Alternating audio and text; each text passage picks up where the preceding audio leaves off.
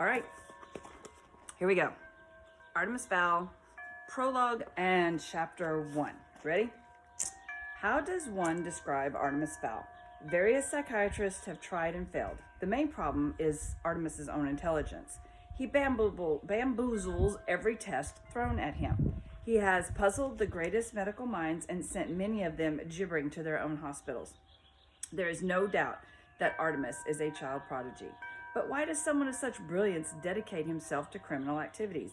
This is a question that can be answered by only one person, and he delights in not talking. Perhaps the best way to create an accurate picture of Artemis is to tell the by now famous account of his first villainous adventure. I have put together this report from first-hand interviews with the victims, and as tale unfolds, you will realize that this was not easy. The story began several years ago, at the dawn of the 21st century. Artemis Fowl had devised a plan to restore his family's fortune, a plan that could topple civilizations and plunge the planet into a cross-species war. He was 12 years old at the time. Chapter 1, The Book. Ho Chi Minh City in the summer, sweltering by anyone's standards. Needless to say, Artemis Fowl would not have been willing to put up with such discomfort if something extremely important had not been at stake. Important to the plan. Sun did not suit Artemis. He did not look well in it. Long hours indoors in front of a computer screen had bleached the glow from his skin. He was white as a vampire and almost as testy in the light of day. "I hope this isn't another wild goose chase, Butler," he said, his soft voice enclipped, especially after Cairo. It was a gentle rebuke. They had traveled to Egypt on the word of Butler's informant. "No, sir. I'm certain this time. Wynn is a good man." Droned Artemis, unconvinced. Passerby would have been amazed to hear the large Eurasian man refer to the boy as Sir. This was, after all, the third millennium. But this was no ordinary relationship, and these were no ordinary tourists. They were sitting outside a curbside cafe on Don Kai Street, watching the local teenagers circle the square in mopeds. Wind was late, and the pathetic patch of shade provided by the umbrella was doing little to improve Artemis's mood. But this was just as his daily pessimism. Beneath the sulk was a spark of hope. Did this trip really yield results? Would they find the book? It was too much to hope for. A waiter scurried by their table. "More tea, sirs?" he asked, head bobbing furiously. Artemis sighed. "Spare me the theatrics and sit down." The waiter turned instinctively to Butler, who was, after all, the adult. Artemis tapped the table for attention. "You are wearing handmade loafers, a silk shirt, and 3 gold signet rings. Your English has a tinge of Oxford about it, and your nails have the soft sheen of recently manicured. You are not a waiter. You are our contact, Wen Zwan, and you have adopted this pathetic disguise to discreetly check for weaponry." Wen's shoulders sagged. "It's true. Amazing." "Hardly. A ragged apron does not a waiter make." Wen sat, pouring some mint tea into a tiny china cup. "Let me fill you in on the weapon status," continued Artemis. "I am unarmed, but Butler here, my butler, has a 6-hour in his shoulder holster, 2 shrike-throwing knives in his boots, a derringer 2-shot up his sleeve, garrote wire in his watch, and 3 stun grenades, concealed in various pockets. Anything else, Butler?" The Kosh, sir." "Ah, yes, a good old ball-bearing Kosh stuffed down his shirt." Wynn brought the cup trembling to his lips. "Don't be alarmed, Mr. Zwan." Artemis smiled. "The weapons will not be used on you." Wynn didn't seem assured. "No," continued Artemis, "Butler could kill you 100 different ways without the use of his weapons, though I'm sure one would be quite sufficient." Wynn was by now thoroughly spooked. Artemis generally had that effect on people, a pale adolescent speaking with the authority and vocabulary of a powerful adult. Wynn had heard the name Fowl before. Who hadn't in the international underworld? But he'd assumed he'd be dealing with Artemis Sr., not this boy, though the word boy hardly seemed to do this gaunt individual justice. And the giant, Butler. It was obvious that he could snap a man's backbone like a twig with those mammoth hands. Wynn was starting to think that no amount of money was worth another minute in this strange company. "And now to business," said Artemis, placing a micro recorder on the table. You answered our web advertisement. Wynn nodded, suddenly praying that his information was accurate. Yes, Master Fowl, what you're looking for, I know where it is. Really? Am I supposed to take your word for this?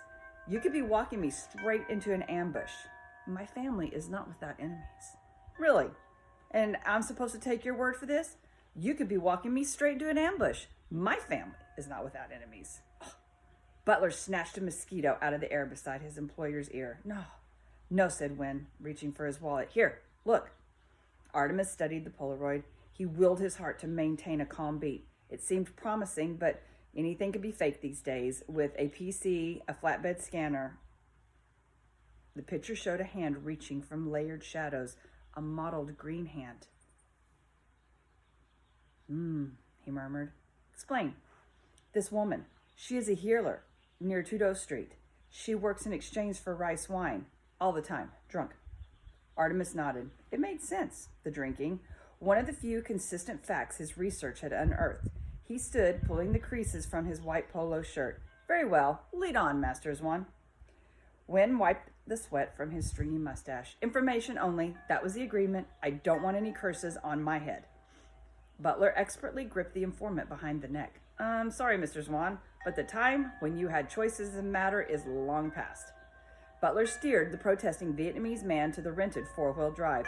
It was hardly necessary on the flat streets of Ho Chi Minh City, or Saigon, as the locals called it, but Artemis preferred to be insulated from civilians as much as possible. The Jeep inched forward at a painfully slow rate, made all the more excruciating by the anticipation building in Artemis's chest. He could suppress it no longer. Could they at last be at the end of their quest? After 6 false alarms across 3 continents, could this wine-sodden healer be the gold at the end of the rainbow? Artemis almost chuckled. Gold at the end of the rainbow. You made a joke. Now there's something that didn't happen every day. The mopeds parted like fish in a giant shoal. There seemed to be no end to the crowds. Even the alleyways were full to bursting with the vendors and hagglers. Cooks dropped fish heads into walks of hissing oil, and urchins threaded their way underfoot, searching for unguarded valuables. Others sat in the shade, wearing out their thumbs on Game Boys. Wynn was sweating right through his khaki top. It wasn't the humidity. He was used to that. It was this whole cursed situation. He should have known better than to mix magic and crime. He made a silent promise that if he got out of this, he would change his ways. No more answering shady internet requests, and certainly no more consorting with the sons of European crime lords. The Jeep could only go so far. Eventually the side streets grew too narrow for the four-wheel drive. Artemis turned to Wynn. It seems we must proceed on foot, Mr. Swan. Run if you like, but expect a sharp and fatal pain between your shoulder blades. Wynn glanced back into Butler's eyes. They were a deep blue, almost black. There was no mercy in those eyes. Don't worry, he said. I won't run. They climbed down from the vehicle. 1,000 suspicious eyes followed their progress along the steaming alley. An unfortunate pickpocket attempted to steal Butler's wallet. The manservant broke the man's fingers without looking down, and they were given a wide berth after that. The alley narrowed to a rutted lane. Sewage and drain pipes fed directly onto the muddy surface. Cripples and beggars huddled on rice mat islands. Most of the residents of this lane had nothing to spare, with the exception of 3. Well, demanded Artemis, where is she? Wynn jabbed a finger toward the black triangle beneath the rusted fire escape. There, under there. She never comes out. Even to buy rice spirits, she sends a runner. Now can I go? Artemis didn't bother answering. Instead, he picked his way across a puddled lane to the lee of the fire escape. He could discern furtive movements in the shadows. Butler, could you hand me the goggles? Butler plucked a set of night vision glasses from his belt and placed them in Artemis's outstretched hands. The focus motor buzzed to suit the light. Artemis fixed the glasses to his face. Everything became radioactive green. Taking a deep breath, he turned his gaze to the squirming shadows. Something squatted on the raffia mat, shifting uneasily in the almost non-existent light. Artemis fine-tuned the focus. The figure was small, abnormally so, and wrapped in a filthy shawl. Empty spirit jugs were half buried in the mud around her. One forearm poked from the material. It seemed green, but so did everything else. Madam, he said, I have a proposition for you. The figure's head wobbled sleepily. Wine, she rasped. her voice like nails on a schoolboard. Wine, English. Artemis smiled. The gift of tongues, check. Aversion to light, check. Irish, actually, but now about my proposition. The healer shook a bony finger craftily. Wine first. Butler? The bodyguard reached into a pocket and drew out a half pint of the finest Irish whiskey. Artemis took the bottle and held it teasingly beyond the shadows. He barely had time to remove his goggles when the claw-like hand darted from the gloom to snatch the whiskey. A mottled green hand. There was no doubt. Artemis swallowed a triumphant grin. Pay our friend, Butler, in full. Remember, Mr. Swan, this is between us. You don't want Butler to come back, do you? No, Mr. Fowl. My lips are sealed. They better be, or Butler will seal them permanently. Wynn skipped off down the alley, so relieved to be alive that he didn't even bother counting the sheaf of U.S. currency. Most unlike him. In any event, it was all there. All $20,000. Not bad for an hour's work. Artemis turned back to the healer. Now, madam, you have something that I want. The healer's tongue caught a drop of alcohol at the corner of her mouth. Yes. Irish. Sore head. Bad tooth. I heal. Artemis replaced the night vision goggles and squatted to her level. I am perfectly healthy, madam, apart from a slight dust mite allergy, and I don't think even you can do anything about that. No, what I want from you is your book. The hag froze. Bright eyes glinted from beneath the shawl. Book? She said cautiously.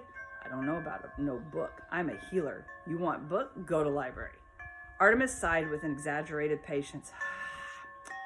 You are no healer. You are a sprite, shock, fairy, Caladon, whichever language you prefer to use, and I want your book. For a long moment, the creature said nothing, and then she threw back the shawl from her forehead. In the green glow of the night vision goggles, her features leapt at Artemis like a Halloween mask. The fairy's nose was long and hooked under two slotted golden eyes. Her ears were pointed, and the alcohol addiction had melted her skin like putty. If you know about the book, human, she said slowly, fighting the numbing effects of the whiskey, then you know about the magic I have in my fist. I can kill you with a snap of my fingers. Artemis shrugged. I think not. Look at you. You are near dead. The rice wine has dulled your senses, reduced to healing warts. Pathetic. I am here to save you in return for the book. What could a human want with our book? That is no concern of yours. All you need to know are your options. The sprite's pointed ears quivered. Options?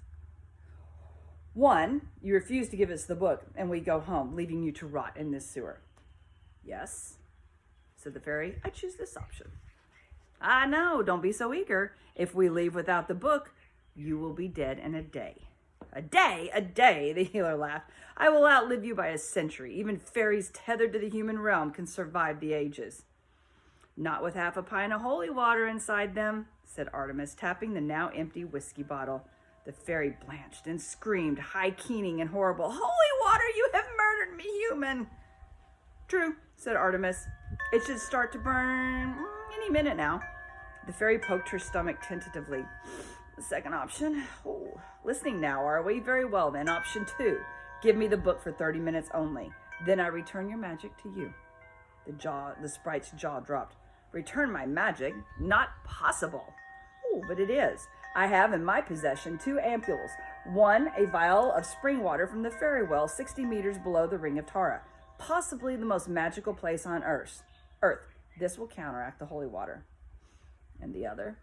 The other is a little shot of man-made magic, a virus that feeds on alcohol mixed with a growth agent. It will flush every drop of rice wine from your body, remove the dependence, and even bolster your failing liver. It'll be messy, but after a day, you'll be zipping around as though you were 1,000 years old. They're 1,000 years old again. Sprite licked her lips. To be able to rejoin the people. Tempting. How do I know to trust you, human? You have tricked me once already. Good point. Here's the deal. I give you the water on faith. Then, after I've looked at the book, you get the booster. Take it or leave it. The fairy considered. The pain was already curling around her abdomen. She thrust out her wrist. I'll take it. Thought you might. Butler? The giant manservant unwrapped a soft, velcroed case containing a syringe gun and 2 vials. He loaded the clear one, shooting it into the sprite's clammy arm. The fairy stiffened momentarily and then relaxed. Strong magic, she breathed. Yes, but not as strong as your own will be when I give you the second injection. Now, the book. The sprite reached into the folds of her filthy robe, rummaging for an age. Artemis held his breath. This was it. Soon the Fowls would be great again. A new empire would rise with Artemis Fowl, the second, at its head. The fairy woman closed a fist. No use to you anyway, written in the old tongue. Artemis nodded, not trusting himself to speak. She opened her knobby fingers. Lying in her palm was a tiny golden volume the size of a matchbox. Here, human. 30 of your minutes, no more. Butler took the tiny tome reverently. The bodyguard activated a compact digital camera and began photographing each wafer-thin page of the book. The process took several minutes. When he was finished, the entire volume was stored on the camera's chip. Artemis preferred not to take chances with information. Airport security equipment had been known to wipe many a vital disk. So he instructed his aide to transfer the file to his portable phone, and from there email it to Fowl Manor in Dublin. Before the 30 minutes were up, the file containing every symbol in the fairy book was sitting safely in the Fowl server. Artemis returned the tiny volume to its owner. Nice doing business with you. The sprite lurched to her knees. The other potion, human. Artemis smiled. Oh, yes, the restoring booster. I suppose I did promise. Yes, human promised. Very well, but before we administer it, I must warn you that purging is not pleasant. You're not going to enjoy this one bit. The fairy gestured around at her squalid filth. You think I enjoy this? I want to fly again. Butler loaded the second vial, shooting this one straight into the carotid artery. The sprite immediately collapsed on the mat, her tire frame quivering violently. Time to leave, commented Artemis. 100 years of alcohol leaving a body by any means possible is not a pretty sight. The butler had been serving the Fowls for centuries. It had always been that way. Indeed, there were several eminent linguists of the opinion that this was how the common noun had originated. The first record of this unusual arrangement was when Virgil Butler had been contracted as a servant, bodyguard, and cook to Lord Hugo de Fowl for one of the first great Norman Crusades. At the age of 10, Butler children was sent to a private training center in Israel, where they were taught the specialized skills necessary to guard the latest fowl in line. These skills included cordon bleu cooking, marksmanship, a customized blend of martial arts, emergency medicine, and information technology. If at the end of their training there was not a fowl to guard, then the butlers were eagerly snapped up as bodyguards for various royal personages, generally in Monaco or Saudi Arabia. Once a fowl and a butler were put together, they were paired for life. It was a demanding job and lonely, but the rewards were handsome if you survived to enjoy them. If not, then your family received a 6-figure settlement plus a monthly pension. The current butler had been guarding young Master Artemis for 12 years, since the moment of his birth, and though they adhered to the age-old formalities, they were much more than master and servant. Artemis was the closest thing Butler had to a friend, and Butler was the closest Artemis had to a father, albeit one who obeyed orders. Butler held his tongue until they were aboard the Heathrow connection from Bangkok, and then he had to ask, Artemis? Artemis looked up from the screen of his power book. He was getting a head start on the translation. Yes? The sprite. Why didn't we simply keep the book and leave her to die? A corpse is evidence, Butler. My way, the people will have no reason to be suspicious. But the sprite, I hardly think she will confess to showing humans the book. In any case, I mixed a slight amnesiac into her second injection. When she finally wakes up, the last week will be but a blur. Butler nodded appreciatively. Always 2 steps ahead. That was Master Artemis. People said he was a chip off the old block. They were wrong. Master Artemis was a brand new block, the likes of which had never been seen before. Doubts assuaged. Butler returned to his copy of Guns and Ammo, leaving his employer to unravel the secrets of the universe. So ends chapter 1. You'll have to wait till next week for chapter 2, unless you read ahead. One thing I did want to show you guys, if you look, I have a feeling that this is going to mean something, and it's different on every page. How cool is that, right?